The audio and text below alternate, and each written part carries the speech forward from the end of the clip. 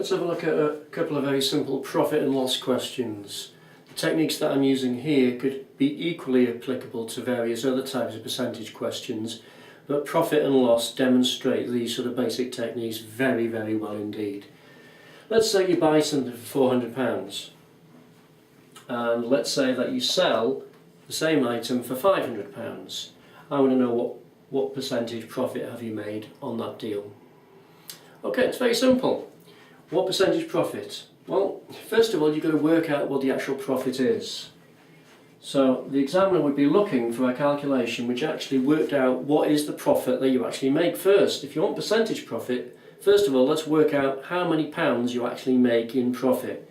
So the profit will be the £500 you get, take away the £400 you paid for it, so you're making a £100 profit. That's the first thing you must work out. So percentage profit, you first of all work out the actual profit. Now you can work out the percentage profit. Okay, well, I would probably do this by working out the fraction profit, first of all. The fraction profit will simply be, well, how much did you profit by? £100 out of, well, now you've got to be careful. You've got two figures to use. You always use the figure that you initially paid out in the first place. So you're making a £100 profit on the original £400 investment that you made. So it's the original £400 you should be using, not the £500. You don't add them together to get £900. It's £100 profit out of the original £400 invested. So there's the fraction profit. Okay, what you've got to do now is turn that fraction profit into a percentage which is equivalent to it. This one here is very straightforward, because if I just share the top and bottom by 4, there'll be 100 on the bottom line if you share by 4. So you share the top by 4, that fraction there is the same as that fraction there, and 25 out of 100 is the same as a 25% profit. So you've made a 25% profit in that exchange. The key to the question is, if you're looking for a percentage profit, work out the profit to begin with. Simple as that. And then set up a fraction and convert it to a percentage.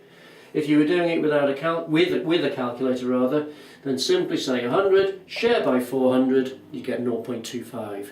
And then take that and change it to a percentage, 25%. Okay, if I do another one, question 2, let's say you buy something for £50 and you sell it for, let's say you sell it for £42. Okay, slightly more awkward figures. Okay, so this time you're making a loss, and I want to know, what is the percentage loss? Question mark. What's the percentage that you've lost? Okay, first of all, you work out what the actual loss is, because you don't know it at the moment. Okay, and even though it's really easy, you should write the calculation down for the examiner, who will give you 1 mark. You buy it for 50, you sell it for 42. So 50 take away 42, you've made an £8 loss. So there's your loss. You work that out first and you show that to the examiner. Okay, if you want the percentage loss, first you work out the fraction loss.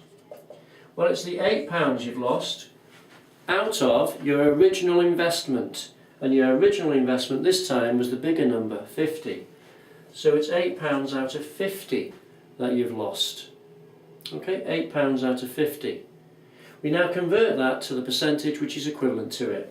Well, 8 over 50, if we're doing it without a calculator, it's not difficult. You just double the 50 to get 100, so you double the top to 16.